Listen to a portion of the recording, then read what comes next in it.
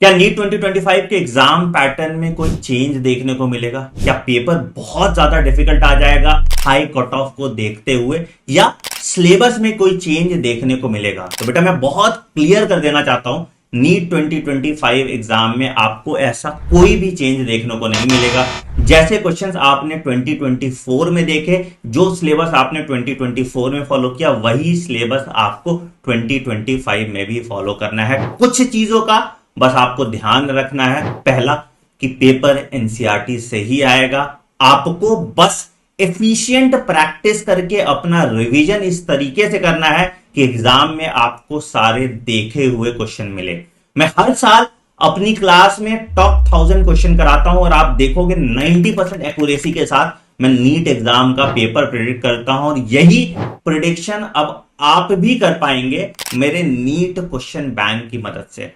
हमने लगभग 10,000 सवाल आपके लिए बनाए हैं बायोलॉजी के, लगभग 5,000 सवाल केमिस्ट्री के, और लगभग 5,000 सवाल फिजिक्स के आपके लिए बनाए गए हैं। ये सभी सवाल एक एक एनसीईआरटी लाइन से निचोड़ के बनाया गया है, और इसमें हर तरह के क्वेश्चन का ध्यान रखा गया है, चाहे वो स्टेटमेंट बेस्ड क्वेश्चन हो, चाहे वो असर्शन रीजन क्वेश्चन हो, चाहे वो मैच द फॉलोइंग हो, चाहे वो डायग्राम बेस्ड क्वेश्चन हो। हर तरह के क्वेश्चन का एक प्रॉपर ब्लेंड आपको मिलता है। इन किताबों का फॉर्मेट हमने कुछ इस तरीके से रखा है कि सबसे पहले आपको टॉपिक वाइज क्वेश्चन सॉल्व करने को मिलते हैं, और जब आप पूरा चैप्टर कंप्लीट कर लेते हो तो हम एक चैप्टर वाइज मॉक टेस्ट भी कराते हैं आपका। इन सभी क्वेश्चन के डिटेल्ड आंसर की और सॉल्यूशन आपको हमारी किताब में मिल जाती है, और साथ ही साथ आप हमारे फंडा बॉक्स ऐप पे इनका वीडियो सॉल्यूशन और इन ऐप प्रैक्टिस भी कर सकते हैं अगर आप कहीं ट्रैवल कर रहे हैं और अपनी किताब भूल जाते हैं तो। इन किताबों के साथ आप अगर हमारा पीवाईक्यू और एग्जाम्पलर का कॉम्बो भी परचेज कर लेते हैं तो आपकी पूरी प्रैक्टिस की जिम्मेदारी हमारी हो जाती है। मतलब आपने चैप्टर वाइज टेस्ट दिया, आपने टॉपिक वाइज क्वेश्चन किए, आपने पीवाईक्यू किया, आपने एग्जाम्पलर किया, और इसके बाद आप नीट एग्जाम देने जाएंगे तो सारे क्वेश्चन आपको देखे हुए मिलेंगे। ये एफिशिएंट क्वेश्चन सीरीज हमने आपके लिए बनाई है ताकि आपका टाइम वेस्ट ना हो इररिलेवेंट सवाल करने में, और एग्जैक्टली जहां से पेपर बन सकता है उन सभी टॉपिक को कवर करके एक कैप्सूल के फॉर्म में एक प्रैक्टिस क्वेश्चन सेट आपके लिए बनाया गया है। तो फटाफट नीचे दिए गए लिंक पे क्लिक कीजिए और आज ही इस बुक की मदद से अपनी नीट 2025 की जर्नी में चार चांद लगा लीजिए। All the best. Hello everybody and welcome to PYQ discussion of a very tiny chapter, that's neural control and coordination. Yes, this chapter is really tiny after the last year क्योंकि अब आई और year तो remove हो चुका है जो कि आपका मेजर पोर्शन ले लेता था। और अगर मैं PYQ स्पेसिफिकली बात करूँ तो बेटा लास्ट 30 साल के बस 30 क्वेश्चन आपको देखने हैं, मतलब एक साल का एक। बहुत बड़ा PYQ डिस्कशन नहीं है पर आपको पैटर्न सारा समझ में आ जाएगा कि कैसे क्वेश्चन पूछे गए हैं और पूछे जा सकते हैं। हम सिर्फ रेलेवेंट क्वेश्चन इंक्लूड करेंगे यहाँ पे। तो पहला क्वेश्चन जो हम देखने वाले हैं वो ह्यूमन न्यूरल सिस्टम का है। 2005 में यहाँ से क्वेश्चन आया था। आपसे पूछ रहे हैं कौन सा ऑटोनोमस नर्वस सिस्टम का एग्जाम्पल है। तो फूड का स्वैलो करना ना आपके कंट्रोल में वॉलेंट्री है ना। पेरिस्टालसिस ऑटोनोमस है, ये आपके कंट्रोल में, ये सोमैटिक नहीं है, ये आपके कंट्रोल में नहीं है। और ये दोनों तो वैसे ही रिफ्लेक्स एक्शन के अंदर आ जाते हैं, है ना। तो आपके पास ऑटोनोमस नर्वस सिस्टम चाहे एसएनएस या पीएसएनएस का कंट्रोल हो जिसपे, वो है पेरिस्टालसिस। आंसर हो जाएगा सी। 1998 में क्वेश्चन आया था कि सिंपैथेटिक किसको इंड्यूस करता है। देखो डाइजेस्टिव जूसेस को, पीनिस को, क्लिटरिस को, यूरिनरी सिस्टम, इनको छोड़ के सिंपैथेटिक बाकी सबको इंड्यूस ही करता है। ठीक है, तो डाइजेस्टिव जूस और डाइजेशन से रिलेटेड सारी चीजों को वो कभी इंड्यूस नहीं करेगा, चाहे वो डाइजेस्टिव जूसेस से सलाइवा है, यूरिन को इंड्यूस, सॉरी पीनिस और क्लिटरिस को वो इंड्यूस नहीं करेगा क्योंकि स्ट्रेसफुल सिचुएशन में यू कैनॉट इंड्यूस पीनिस या क्लिटरिस या फिर योर डाइजेस्टिव, तो दैट वोंट हैपन। पर हाँ जो बढ़ेगा वो है आपकी हार्ट बीट, वो डेफिनेटली बढ़ेगी बिकॉज ऑफ एसएनएस। आंसर हो जाएगा डी। 96 में क्वेश्चन आया था कौन सा नर्वस सिस्टम है जिसमें ब्लड विसरल ऑर्गन्स को दिया जाता है। तो ब्लड आप सप्लाई कर रहे हो विसरल ऑर्गन्स को, कौन सा टाइप इसमें मदद करेगा। एक तो ब्लड फ्लो वहाँ पे बढ़ाना है, ठीक है, और विसरल ऑर्गन पे आप जा रहे हो, तो ऑटोनोमस तो ये है, और ये डेफिनेटली वॉलेंट्री है नहीं, है ये इनवॉलेंट्री जिसमें ब्लड सप्लाई करना। तो एसएनएस पीएसएनएस दोनों का काम है, रेट अलग अलग हो सकता है, रेट अलग अलग हो सकता है, ज़्यादा या कम, कोई बढ़ा रहा है उस ब्लड सप्लाई को, कोई कम कर रहा है, पर पूरा एएनएस करता है ना, तो पूरा एएनएस रेगुलेट करेगा, तो इसमें सिंपैथेटिक और पैरासिम्पैथेटिक दोनों आने चाहिए टेक्निकली, तो आंसर क्या होगा ए। ठीक है बेटा, अगला क्वेश्चन देखो, एफ्रिन नर्व फाइबर अफेक्टर ऑर्गन से सीएनएस को जाना, अफेक्टर ऑर्गन नहीं, रिसेप्टर से सॉरी सीएनएस को जाना, जो रिसेप्टर है जहां पर भी आपने अभी स्टिमुलस फील किया वहां से सीएनएस पे लेके जाती है एफ्रिन नर्व फाइबर्स। वो एक प्रोसेस करता है कि क्या रिप्लाई करना है, कैसे रिस्पॉन्ड करना है, और फिर उसको वापस आपके अफेक्टर ऑर्गन तक लेकर आती है। अरे बार बार मिट क्यों जाता है इस तरीके से, आपके अफेक्टर ऑर्गन पर ये लेकर आती है आपकी इफरेंट नर्व फाइबर्स, और एफरेंट तो लेके जाती हैं, तो वो जिसने रिसीव किया है उसके पास से लेके जाएंगी, तो वो रिसेप्टर से सीएनएस को ले। आंसर क्या हो जाएगा आपके पास, बी हो जाएगा। अगला क्वेश्चन देखो, अगले टॉपिक से अगला क्वेश्चन आया, neuron as structural and functional unit of neural system, है ना, किस तरीके के क्वेश्चन है देख लेते हैं। इनकरेक्ट स्टेटमेंट मुझे यहाँ पे बताना है साइनैप्स के बारे में, ठीक है, हाँ ठीक है, तो इनकरेक्ट बताना है मुझे, impulse transmission across a chemical synapse is always faster than electrical synapse, नहीं, इलेक्ट्रिकल ज्यादा फास्ट होती है। Membrane of pre synaptic post synaptic close proximity में रहते हैं, इलेक्ट्रिकल साइनेप्स में हाँ बीच में क्लेफ्ट की जगह नहीं छोड़ते। इलेक्ट्रिकल करंट डायरेक्टली एक न्यूरॉन से दूसरे में जा सकता है इलेक्ट्रिकल साइनेप्स में, जी हाँ डायरेक्ट, क्योंकि बीच में कोई ऐसा न्यूरोट्रांसमीटर या साइनेप्स वाली चीज है नहीं ना, केमिकल साइनेप्स में न्यूरोट्रांसमीटर की जरूरत पड़ेगी, तो इनकरेक्ट आपके पास क्या हो जाने वाला है, ये हो जाए। 2022 का क्वेश्चन, 2018 में क्वेश्चन आया हुआ है, निसल्स बॉडीज किसकी बनी हुई है बेटा, ये राइबोसोम के टुकड़े होते हैं, तो इसमें आपको फ्री राइबोसोम और आरईआर के टुकड़े देखने को मिलेंगे, ये आपको सिर्फ सेल बॉडी जिसे पेरिकैरियोन या सोमा भी कहते हैं और डेंड्राइट्स में मिलता है, एक्सोन में नहीं मिलता। आंसर होगा 2018 में पूछा गया ये आपसे। माइलिन शीट कौन बनाता है, अगर मैं सीएनएस की बात करूं तो वहां ओलिगोडेंड्रोसाइट बनाते हैं, अगर मैं पीएनएस की बात करूं तो वहां श्वान सेल बनाते हैं, ये दोनों माइलिन शीट बनाने में मदद कर रहे हैं। आंसर हो जाएगा डी। अगला क्वेश्चन देखो, neurotransmitter are present on receptor side, neurotransmitter के लिए कहाँ है, ये एक एक्सोन का टर्मिनल है प्री साइनेप्टिक न्यूरॉन, ये पोस्ट साइनेप्टिक की डेंड्राइट है, तो रिसेप्टर यहाँ पर होते हैं, जो बीच में न्यूरोट्रांसमीटर रिलीज करे रिसेप्टर यहाँ पर है, कहाँ पर है, पोस्ट साइनेप्टिक मेम्ब्रेन पे है, तो आंसर क्या हो जाने वाला है, सी हो जाने वाला। अगला क्वेश्चन देखो, सबसे अबंडेंट इंट्रासेल्युलर कटायन कौन सा होता है, पोटेशियम, और सबसे अबंडेंट एक्स्ट्रा सेल्युलर कटायन कौन सा होता है, सोडियम। प्लीज याद रखना, पूरा चैप्टर ही वैसे इसी चीज पे बेस्ड है, एक्स्ट्रा सेल्युलर सोडियम और इंट्रासेल्युलर पोटेशियम। 2013 में आपको एक और क्वेश्चन यहाँ पर दिया हुआ है, ए टू डी लेबलिंग्स आपके पास है, कह रहे हैं जो ए है ना ये न्यूरोट्रांसमीटर है, नहीं बेटा ए तो रिसेप्टर है जो न्यूरोट्रांसमीटर को रिसीव करेगा, तो ये तो है नहीं। फिर कह रहे हैं जो ये सी है ना ये न्यूरोट्रांसमीटर है, बेटा ये सी साइनेप्टिक वेसिकल है जिनमें न्यूरोट्रांसमीटर भरा हुआ है, पर है तो ये साइनेप्टिक वेसिकल ना, ए जो है वो रिसेप्टर है, सी जो है वो साइनेप्टिक वेसिकल है, ये बात ठीक है, आंसर हो जाएगा सी। फिर कह रहे हैं बी जो है वो साइनेप्टिक कनेक्शन है और डी पोटेशियम है, ये तो करेक्ट नहीं है, आप जानते हो।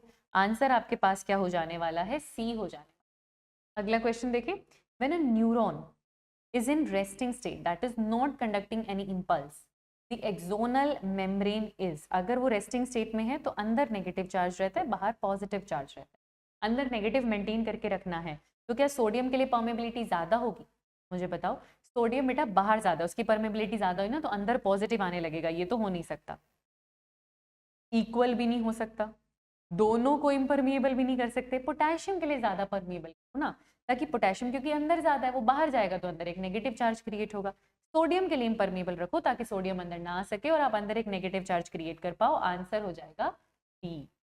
2009 में क्वेश्चन आया था, एल्जाइमर डिसीज किसकी डेफिशिएंसी से एसोसिएटेड है, एसिटाइल कोलिन, और डोपामिन से कौन एसोसिएटेड है, पार्किंसंस डिसीज, तो ये दोनों प्लीज याद रखना, बहुत ज्यादा एनसीईआरटी में नहीं मेंशन है पर आपको ध्यान रखना है, एल्जाइमर किसकी डेफिशिएंसी से है, एसिटाइल कोलिन, जिसमें मेमोरी लॉस है, आप पढ़ते हो उसके बारे में। 2008 का क्वेश्चन देखो, नर्व इम्पल्स प्रोपगेट कर रहा है ना, तो मूवमेंट किसकी मूवमेंट से एक्शन पोटेंशियल जनरेट होगा, एक्शन पोटेंशियल जनरेट करने के लिए ना अंदर चाहिए पॉजिटिव चार्ज और बाहर चाहिए नेगेटिव चार्ज, तब आएगा एक्शन पोटेंशियल, और अंदर पॉजिटिव चार्ज करने के लिए सोडियम को आना पड़ेगा अंदर और पोटेशियम को जाना पड़ेगा बाहर कम पोटेशियम जाए ताकि अंदर एक नेगेटिव चार्ज ना हो, पॉजिटिव चार्ज आए, और बाहर से सोडियम अंदर आते रहे। क्या मैं पोटेशियम आयन इंट्रासेल्युलर से एक्स्ट्रा सेल्युलर में भेजना चाहती हूँ, नहीं, क्योंकि फिर तो अंदर नेगेटिव हो जाएगा, मुझे अंदर नेगेटिव नहीं चाहिए, सोडियम मैं चाहती हूँ बाहर से अंदर आ जाए, ये मैं चाहती हूँ। पोटेशियम का बाहर से अंदर आना पॉसिबल नहीं क्योंकि बाहर पोटेशियम ज्यादा है नहीं, है ना, तो फिर उसके लिए तो फिर पंप लगेगा, वो तो गलत हो जाएगा। तो आंसर यहाँ पर क्या हो जाएगा, बी हो जाएगा। 2007 का क्वेश्चन देखो, एक नर्व इम्पल्स ट्रांसमिट कर रहा है नर्व फाइबर में, तो पोटेंशियल जो अंदर की तरफ है वो कैसे कैसे चेंज हो रही है। तो आपको पता है पहले जब रेस्टिंग स्टेट पे होता है तो अंदर नेगेटिव होता है, एक्शन पोटेंशियल आता है तो अंदर पॉजिटिव होता है ना। तो ये पोलराइज्ड स्टेट होती है, ये डीपोलराइज्ड स्टेट होती है जब एक्शन पोटेंशियल आता है, और फिर ये वापस नेगेटिव हो जाता है वो हिस्सा। मैं एक ही हिस्से की बात कर रही हूँ, मैं आगे आगे नहीं बता रही हूँ।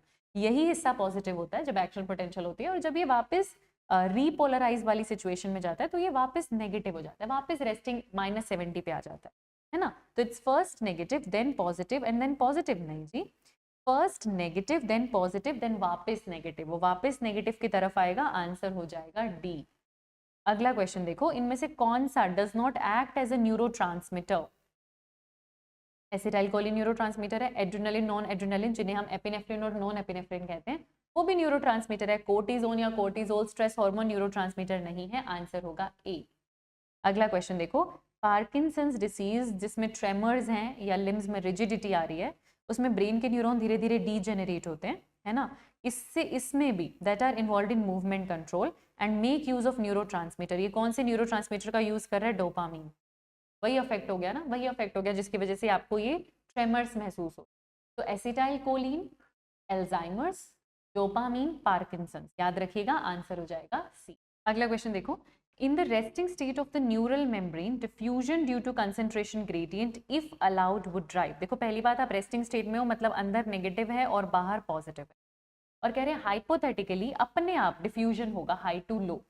तो आपको क्या लगता है क्या होगा, तो रेस्टिंग स्टेट के दौरान बेटा पंप काम कर रहा और पंप ने 3 सोडियम बाहर भेजे होते हैं और बदले में सिर्फ 2 ही पोटेशियम अंदर आए होते हैं, है ना। और वो ऐसा इसलिए करता है ताकि अंदर एक नेगेटिव चार्ज क्रिएट हो। पर इन जनरल आप ये बात जानते हो कि बाहर सोडियम ज्यादा है ना, बाहर सोडियम ज्यादा है रेस्टिंग स्टेट में, अंदर पोटेशियम ज्यादा है। वो भी हम खैर नेगेटिव चार्ज चाहते हैं तो हम चाहते हैं वो भी बाहर ही चला जाए, पर अंदर जो पॉजिटिव चार्ज आपको मिल रहा है जिसकी वजह से, वो पोटेशियम की वजह से मिल रहा है क्योंकि वो कंपैरेटिवली बाहर के कंपैरिजन में अंदर ज्यादा होता है, ठीक है।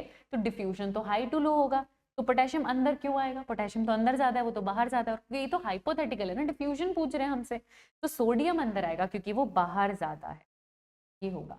सोडियम बाहर नहीं जाएगा, बाहर से अंदर आएगा क्योंकि सोडियम बाहर ज्यादा होता है और पोटेशियम अंदर ज्यादा होता है, तो वो बाहर जाएगा, इसीलिए आंसर क्या हो जाएगा, सी। अगला क्वेश्चन देखो 2002 में आया था, इसमें से कौन सा करेक्ट है नोड ऑफ रैनवियर के लिए। तो नोड ऑफ रैनवियर क्यों बन पाया, क्योंकि माइलिन शीट डिसकंटिन्यूअस है ना, जहां जहां नहीं है माइलिन शीट वहां वहां नोड्स ऑफ रैनवियर है, आंसर क्या हो जाएगा, बी, वेरी सिंपल। आगे देखो, डीपोलराइजेशन करें एक्सोलेमा का, ठीक है, मतलब एक्शन पोटेंशियल आ रहा है नर्व कंडक्शन के दौरान, वो क्यों आया, क्योंकि इक्वल अमाउंट में सोडियम पोटेशियम मूव किया, नहीं, अगर आपको अंदर एक पॉजिटिव चार्ज चाहिए तो आपने अब सोडियम को अंदर लाए हो आप, अब आपको अंदर पॉजिटिव चार्ज चाहिए तो सोडियम आपका अंदर आया, ठीक है। पोटेशियम मूव मोर आउटसाइड, देखो फिर अगर पोटेशियम ज्यादा बाहर भेजोगे तब अंदर नेगेटिव हो जाएगा, अंदर नेगेटिव नहीं चाहिए ना, अंदर तो पॉजिटिव चाहिए, तो यही चीज बोलो कि सोडियम अंदर आया भाई, इसीलिए अंदर पॉजिटिव हुआ है, सीधी सी बात है, आंसर होगा सी। अरे सॉरी, लेकिन यहाँ तो आउटसाइड नहीं, आउटसाइड थोड़ी, इनसाइड, यहाँ आउटसाइड लिखा है, सॉरी बेटा, सॉरी बच्चे, मुझे पता है कि मुझे पॉजिटिव चार्ज चाहिए तो मुझे सोडियम अंदर चाहिए, बाहर तो नहीं चाहिए, इक्वल अमाउंट से काम चलेगा नहीं, तो सोडियम ने तो अंदर ही आना है, अंदर एक पॉजिटिव चार्ज क्रिएट करने के लिए। पोटेशियम मूव मोर आउटसाइड, देखो हम चाहते तो नहीं, उससे भी तो अंदर एक नेगेटिव चार्ज क्रिएट हो जाएगा ना, जो कि नहीं चाहिए। टेक्निकली पोटेशियम बाहर जाता है, अगर डिफ्यूजन अलाउ करोगे तो वो बाहर ही जाएगा, हाई टू लो जाएगा तो वो बाहर ही जाएगा, लेकिन हम उसकी परमेबिलिटी कम कर देते हैं डीपोलराइजेशन के दौरान, हम उसकी परमेबिलिटी कम कर देते हैं ताकि पोटेशियम ज्यादा बाहर ना जाए, अंदर नेगेटिव चार्ज क्रिएट, हम सोडियम की परमेबिलिटी बढ़ाते हैं कि सोडियम अंदर आए, है ना, ये होता है। तो यहाँ पर फिलहाल जो आंसर है वो आंसर बी है। अगर आप 2000 का पेपर उठा के देखो टेक्निकली हमें नहीं पता कि उस टाइम क्या आंसर माना गया था या बोनस मिला था नहीं मिला था, उतना रेफरेंसेस अब हमारे पास नहीं है, लेकिन हमें इतना तो पता है ना, डीपोलराइजेशन के लिए मुझे अंदर पॉजिटिव चार्ज चाहिए और अंदर पॉजिटिव चार्ज के लिए सोडियम को अंदर आना होगा। पोटेशियम अपने आप अगर थ्रू चैनल जाता है तो वो बाहर ही जाएगा, बस उसकी परमेबिलिटी हम कम करके रखते हैं, इतनी बात अगर आपको पता है ना, तो अब जो क्वेश्चन आएगा आप उसको सॉल्व कर पाओगे। और हाँ, बस याद रखना कि फैक्ट को ही सही माना जाए, फैक्ट को ही इस बार सही माना जाएगा, क्योंकि अब बच्चे बहुत एक्टिव है और केस वेस भी हो जाते हैं, तो फैक्ट्स को ही सही माना जाए, ठीक है। 1999 में क्वेश्चन आया था, कि जो जंक्शन होता है एक एक्सोन और दूसरे डेंड्राइट के बीच में, उसको हम क्या कहते हैं? साइनेप्स कहते हैं ना। तो आंसर क्या होगा हमारे पास? डी। अगला क्वेश्चन देखते हैं, इसमें से कौन सा हमारे नर्वस टिश्यू की एक यूनिट है? हमारे न्यूरॉन। एक्सक्रीटरी सिस्टम की यूनिट हमारा नेफ्रॉन और यहाँ पे यूनिट सेंट्रल नर्वस सिस्टम। देखते हैं किस तरीके के क्वेश्चन आए हुए हैं। तो जो पोन्स हमारे पास है वो किस किस को रेगुलेट कर रहा है? हाइपोथैलेमस के पास अपने न्यूरोसिक्रीटरी सेल्स हैं क्योंकि वो हार्मोन्स बना के भेज रहा है, तो बी का होना चाहिए 4। मेड्यूला में सेंटर्स हैं गैस्ट्रिक के, रेस्पिरेशन के और रेस्पिरेशन के, कार्डियक के और गैस्ट्रिक के, तीनों के। तो that is your medulla, C का 2 होगा। Cerebellum, posture and balance, that is 1। और pons different regions of brains को कनेक्ट करता है, दैट इज 3। तो आंसर क्या हो जाएगा? डी। आंसर क्या हो जाएगा? डी। 2024 में आया था 2024 में 2 क्वेश्चन आए थे इस टॉपिक से भाई, तो मतलब इंपॉर्टेंट तो है ये हमारे लिए। 2 स्टेटमेंट दिए हुए हैं। Cerebral hemisphere are connected by a nerve tract, उसे हम कॉर्पस कैलोजम कहते हैं। Brain stem consist of medulla oblongata, pons and cerebrum. यहाँ दिक्कत हो गई ना, ब्रेन स्टेम में आपके पास क्या क्या आता है? ब्रेन स्टेम में क्या क्या आता है? मिड ब्रेन, पोन्स और मेडुला ऑब्लोंगेटा आता है बेटा, सेरिब्रम नहीं आता। तो स्टेटमेंट 1 करेक्ट है, स्टेटमेंट 2 इनकरेक्ट है। आंसर आपके पास क्या हो जाने वाला है? ए हो जाने वाला। अगला क्वेश्चन देखते हैं। Parts of human brain that helps in regulation of sexual behaviour, expression, excitement, pleasure, rage, ये सारा काम लिम्बिक सिस्टम एंड हाइपोथैलेमस में आता है। देखो वैसे क्योंकि इसके अंदर सारी चीज़ें आ गई, और आप चाहें तो ये चीज़ एनसीईआरटी में भी देख सकते हैं बेटा। ये एनसीईआरटी की लाइन आपके सामने, आप इसको यहाँ पे देख लो। इनर पार्ट है सेरिब्रल हेमिस्फेयर का एंड एसोसिएटेड डीप स्ट्रक्चर्स हैं जैसे एमिगडाला, हिप्पोकैम्पस, है ना, मिलकर लिम्बिक लोब या लिम्बिक सिस्टम बना रहे हैं। और लिम्बिक सिस्टम अकेला नहीं, अलोंग विद हाइपोथैलेमस बहुत सारे रेगुलेशन करता है सेक्सुअल बिहेवियर के, एक्सप्रेशन ऑफ इमोशनल रिएक्शन जिसमें एक्साइटमेंट, प्लेजर, रेज, फियर और मोटिवेशन ये सब आ जाता है। तो यहाँ पे आंसर आपके पास क्या होने वाला है? बी। यहाँ पे आपके पास आंसर क्या हो जाने वाला है बच्चा? 23 से पहले 2019 में यहाँ से क्वेश्चन आया था, कौन सा पार्ट है ब्रेन का जो थर्मो रेगुलेशन करेगा? टेम्परेचर रेगुलेशन, सेटाइटी सेंटर जो आपके भूख का सेंटर है, हंगर सेंटर, थर्स्ट सेंटर और टेम्परेचर रेगुलेशन, ये सब हाइपोथैलेमस के अंडर आते हैं। तो आंसर क्या हो जाने वाला है? सी। 2019 से पहले 2018 में क्वेश्चन आया था। इनकरेक्ट पेयर बताना है अपने फंक्शन के साथ। मेडुला ऑब्लोंगेटा आपका आरसीजी रेगुलेट करता है, मतलब रेस्पिरेशन, कार्डियक रेगुलेशन और गैस्ट्रिक रेगुलेशन, आरसीजी। तो ये रेस्पिरेशन को भी कंट्रोल करता है, कार्डियोवैस्कुलर एक्टिविटीज या रिफ्लेक्सेस को भी कंट्रोल करता है, सही बात है। लिम्बिक सिस्टम में आपको एक फाइबर ट्रैक मिल रहा है जो कि डिफरेंट रीजन ऑफ ब्रेन को इंटरकनेक्ट करता है और movement and controls movement also. Fibre track that interconnect different region of the brain. यही स्टेटमेंट बेटा यहाँ पे इनकरेक्ट है। अभी आप पढ़कर आए inner region of the cerebral hemisphere along with the deep associated structures, आपके पास जैसे हिपोकैम्पस, एमिगडाला, वो लिम्बिक सिस्टम होता है। ये जो फाइबर ट्रैक जो डिफरेंट रीजन्स ऑफ ब्रेन को रेगुलेट करता है ये तो पोन्स होता है, और जो मूवमेंट कंट्रोल करता है वो सेरिबेलम होता है। मतलब ये तो अगर आप एनसीईआरटी में भी रीड करेंगे तो देखो फाइबर ट्रैक जो कि डिफरेंट रीजन ऑफ ब्रेन को इंटरकनेक्ट करे वो पोन्स होता है बेटा, है ना, और सेरिबेलम मूवमेंट के लिए रिस्पॉन्सिबल होता है। तो ये तो यहाँ पे गलत हो जाएगा, ये तो यहाँ पे गलत हो जाएगा, और हमसे गलत ही पूछ रहे हैं तो टेक्निकली तो आंसर हमारे पास आ गया, बट हम बाकी ऑप्शंस भी रीड कर लेंगे। Hypothalamus production of releasing hormones and regulation of temperature, hunger and thirst, सही बात है। रिलीजिंग या इनिबिटरी हार्मोन एंटीरियर पिट्यूटरी या एडिनो हाइपोफाइसिस के लिए भी रिलीज करता है, टेम्परेचर, हंगर और थर्स्ट को भी रेगुलेट करता है। कॉर्पस कैलोजम की अगर मैं बात करूँ, these are band of fibres जो कि लेफ्ट और राइट सेरिब्रल हेमिस्फीयर को ज्वाइन करके रखने का काम करें या कनेक्ट करके रखने का काम करें। तो इनकरेक्ट क्या हो जाने वाला है? बी हो जाने वाला।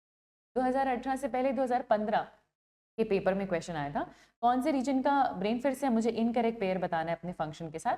तो कॉर्पस कैलोजम की अगर हम बात करें, फाइबर्स हैं जो कि कम्युनिकेट करवाते हैं लेफ्ट और राइट सेरिब्रल कॉर्टेक्स को। तो ये तो अभी हमने देखा।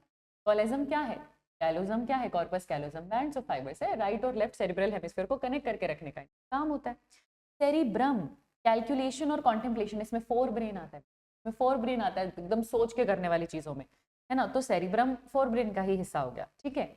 मेड्यूला ऑब्लोंगेटा होम्योस्टैटिक कंट्रोल करेगा, वैसे तो होम्योस्टेसिस हाइपोथैलेमस का काम होता है, पर हमें पता है कि मेडुला ऑब्लोंगेटा हमारे बहुत से नॉर्मल विसरल ऑर्गन्स को अपनी नॉर्मल स्टेट में रखने का या रेगुलेट करने का काम करता है। जैसे आप देखो हमारी हार्ट बीट, कार्डियक रेगुलेशन उसके पास है, गैस्ट्रिक रेगुलेशन उसके पास है, रेस्पिरेशन का रेगुलेशन उसके पास है।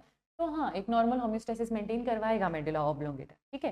फिर कह रहे लैंग्वेज कॉम्प्रिहेंशन, बेटा कॉम्प्रिहेंशन समझना लैंग्वेज को कि अच्छा यहाँ पर एप्पल का मतलब ये है, उसकी बात करें। स्पीच ब्रोकाज एरिया से आ रही है, जो ब्रेन का एक एरिया है हमारे पास, और वर्निक्स एरिया कर एक लेफ्ट हेमिस्फीयर में, सेरिब्रम के लेफ्ट हेमिस्फीयर में एरिया होता है जो लैंग्वेज कॉम्प्रिहेंड करने में मदद करता है। इस सेरिब्रम का एरिया होता है, यहाँ सेरिबेलम लिखा हो। सेरिबेलम लैंग्वेज कॉम्प्रिहेंशन में मदद नहीं करेगा, इसका काम बॉडी बैलेंस है ना, पोस्चर बैलेंस, चलने में और वैसे बैलेंस में मदद करने का काम। तो यहाँ पर इनकरेक्ट क्या हो जाएगा। अगला क्वेश्चन देखो, एक इंजरी हुई है और वो इंजरी हाइपोथैलेमस में हुई है, तो क्या डिसरप्ट हो जाएगा। शॉर्ट टर्म मेमोरी, क्या हाइपोथैलेमस शॉर्ट टर्म मेमोरी के लिए रिस्पॉन्सिबल है।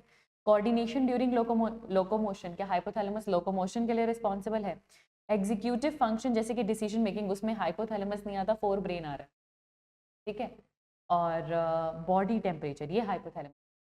लिम्बिक सिस्टम के साथ एसोसिएशन में हाइपोथैलेमस का काम है टेम्परेचर रेगुलेट करना। Thirst centre, satiety centre, hunger centre, यहाँ पर हाइपोथैलेमस का काम आ जाता है। बॉडी टेम्परेचर रेगुलेट करने में हाइपोथैलेमस का काम आ जाता है। तो अगर हाइपोथैलेमस डैमेज हुआ है तो ये जरूर अफेक्ट होगा, बाकी चीजें अफेक्ट नहीं। एक सेजिटल सेक्शन आपको ह्यूमन ब्रेन का यहाँ पे दे रखा है, आपको दो लेवल यहाँ पर एटलीस्ट पहचानने हैं। तो ये आपके पास बेटा फोर ब्रेन है, सेरिब्रम दिखा रखा है। फिर यहाँ पे बी आपको दिखा रखा है, सी आपके पास पोन्स है, ये आपको पता है पोन्स है, सेरिबेलम है, मेडुला ऑब्लोंगेटा है, डी आपके पास सेरिबेलम है ना। तो ये तो मेरे पास फोर ब्रेन सेरिब्रम है, ये थैलेमस, उसके नीचे ये हाइपोथैलेमस, ये मिड ब्रेन होता है, ये पूरा हाइंड ब्रेन है जिसमें पोन्स है, मेडुला ऑब्लोंगेटा और सेरिबेलम है, ठीक है। तो यहाँ पे बोल रहे हैं कि सी मिड ब्रेन है, नहीं बेटा मिड ब्रेन यहाँ होगा, यहाँ होगा, ये तो हाइंड ब्रेन का हिस्सा शुरू हो गया, तो ये तो गलत हो जाने वाला है। डी को सेरिबेलम कह रहे हैं वो ठीक है, पर इसको मिड ब्रेन तो नहीं कहना चाहिए। ए को सेरिब्रम कह रहे हैं वो बात ठीक है, ए सेरिब्रम है, सी पॉन्स है, ये भी ठीक है। बी को कॉर्पस कैलोसम कह रहे हैं, कोई फाइबर ट्रैक नहीं है लेफ्ट और राइट सेरिब्रल हेमिस्फीयर को ज्वाइन करने वाला, ये थैलेमस हाइपोथैलेमस दिखाया हुआ बेटा। और डी आपके पास सेरिबेलम है, तो ये भी गलत हो जाएगा। ए सेरिब्रल हेमिस्फीयर है, बी सेरिबेलम नहीं है, थैलेमस हाइपोथैलेमस है। तो आंसर आपके पास क्या हो जाने वाला है, बी। आंसर आपके पास क्या हो जाने वाला है, बी। और ये क्वेश्चन आया था 2013 में। 2012 में यहाँ से क्वेश्चन आया हुआ है कि ह्यूमन के हाइंड ब्रेन में तीन कौन कौन से पार्ट हैं, ठीक है, वन ऑफ विच इज, उसमें से कोई एक। तो पोन्स, मेडुला ऑब्लोंगेटा और सेरिबेलम, यहाँ पर सेरिबेलम लिखा हुआ है तो वो हमारा आंसर हो जाएगा। तीन चीजें आती हैं इसके अंदर। Injury to vagus nerve is in humans is not likely to affect. Vagus nerve वैसे रिलैक्सेशन के लिए रिस्पॉन्सिबल होता है, रिलैक्सेशन करता है एक्टिविटी में, आपके जीआई ट्रैक में वो डेफिनेटली जाता है। गैस्ट्रोइंटेस्टाइनल मूवमेंट को कम कर देगा, पैनक्रिएटिक सिक्रीशन कम कर देगा, कार्डियक के पास भी जाता है, हार्ट बीट की एक्टिविटी को भी रिड्यूस करता है। टंग की मूवमेंट, जो ये मस्कुलर मूवमेंट है, इससे वेगस नर्व का कुछ लेना देना है। इनवॉलेंट्री एक्टिविटीज को ये कम कर देता है, ये तो मस्कुलर, ये तो मेरे कंट्रोल में वॉलेंट्री मूवमेंट है। आंसर हो जाएगा ए, है ना बच्चे। आंसर क्या हो जाने वाला है आपके पास, ए। बहुत ही बढ़िया, ठीक है। अगला आके देखो, इसके बाद हम आ गए एनसीईआरटी एग्जाम्पलर पे, मतलब हमने 30 क्वेश्चन के अराउंड लगभग किया यहाँ पे।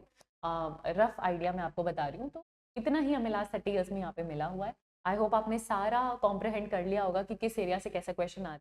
डिपोलराइजेशन से क्वेश्चन आता है, कौन सा चैनल ओपन हो रहा है, कौन सा चैनल क्लोज हो रहा है, उससे क्वेश्चन आ जाता है। अब बेसिक आइडिया आपके पास अलग अलग region of the brain, fore brain, mid brain, hand brain का होना चाहिए, और आप इन क्वेश्चन को बहुत आसानी से करें। एनसीईआरटी एग्जाम्पलर जो आपके टेक्स्ट बुक के पीछे दिए हुए क्वेश्चन है उनको सॉल्व करके देखते हैं। Chemicals which are released at the synaptic junction, एक साइनेप्स पे जो रिलीज होते हैं वो न्यूरोट्रांसमीटर्स होते हैं जो कि इन्फॉर्मेशन या एक्शन पोटेंशियल को एक नर्व से दूसरे नर्व में लेके जाते हैं। आंसर क्या होगा, बी। अगला क्वेश्चन देखो, अगर मैं पोटेंशियल डिफरेंस की बात करूं अक्रॉस रेस्टिंग मेम्ब्रेन, वो नेगेटिव होती है, सही बात है, -70 मिलीवोल्ट होती है। This is due to the differential distribution, किस किस का, सोडियम और पोटेशियम का। वहां पर कार्बोनेट नहीं है, कार्बोनेट हम आरबीसी या ब्लड में बात कर रहे हैं। मैग्नीशियम नहीं है, क्लोरीन नहीं है, ठीक है। तो हमारे पास क्या गया, सोडियम और पोटेशियम, उन्हीं का डिफरेंशियल डिस्ट्रीब्यूशन है। अंदर पॉजिटिव चार्ज कम है तो एक नेगेटिव चार्ज क्रिएट हो जाता है एक्सोन के अंदर, और अगर पॉजिटिव चार्ज ज्यादा है तो पॉजिटिव चार्ज क्रिएट हो जाता है। इन्हीं के डिफरेंशियल डिस्ट्रीब्यूशन से पूरा पोलराइजेशन डीपोलराइजेशन का खेल चलता है। आंसर क्या हो जाएगा, ए। अगला क्वेश्चन देखो, रेस्टिंग मेम्ब्रेन पोटेंशियल किसने मेंटेन करके रखा हुआ है, सोडियम और पोटेशियम के पंप ने। 3 सोडियम बाहर फेंकते हो, 2 पोटेशियम अंदर लाते हो, नेट नेगेटिव चार्ज आ जाता है अंदर, और -70 मिलीवोल्ट मेंटेन करके रखता है। वो कौन करता है, जो ये एक्टिव पंप है आपके पास, वो मेंटेन करके रखने का काम करते हैं। आंसर होगा सी। फंक्शन हमारे विसरल ऑर्गन्स का कौन कंट्रोल करता है, तो विसरल ऑर्गन्स में हमारे पास एएनएस आएगा, और एएनएस में सिंपैथेटिक और पैरासिम्पैथेटिक आ जाएगा। जो सोमैटिक न्यूरल सिस्टम है तो वो सोमैटिक ऑर्गन्स के पास जा रहा है ना। और अगर मैं बोलूँ विसरल ऑर्गन्स के पास है तो वो ऑटोनोमिक नर्वस सिस्टम जा रहा है, जिसमें सिंपैथेटिक भी आता है, जिसमें पैरासिम्पैथेटिक भी आता है। हमने क्वेश्चन पीवाईक्यू में भी देखा तो वो एग्जाम्पलर से ही रिपीट हुआ था जो हम पीवाईक्यू में देख रहे थे। आंसर क्या होगा? बी। अगला क्वेश्चन देखो, an area in the brain which is associated with strong emotions. अभी आपने देखा ना आपका लिम्बिक सिस्टम, आपका एमिगडाला, हिप्पोकैम्पस, जो इनर डीप एसोसिएटेड स्ट्रक्चर्स और हाइपोथैलेमस के साथ स्ट्रॉन्ग इमोशंस को रेगुलेट करने का काम करते हैं। तो इसमें क्या आ जाएगा आपके पास? Limbic system. आंसर हो जाने वाला है सी। ठीक है, अगले क्वेश्चन पे चलो। और इसके साथ आपने ये वाले चैप्टर का पीवाईक्यू भी कंप्लीट कर लिया। आई होप बच्चे आपको आइडिया लग गया होगा कि क्या पढ़ना है क्या नहीं पढ़ना है। आपने ज़्यादातर आंसर सही किए होंगे। अपने मार्क्स मुझे कमेंट सेक्शन में बताना। हम जल्दी मिलेंगे मोस्ट एक्सपेक्टेड क्वेश्चंस के साथ, जिसमें हम चैप्टर वाइज टेस्ट और एग्जाम ड्रिल करने वाले हैं, neural control and coordination. I will see you there. Take care. Thank you.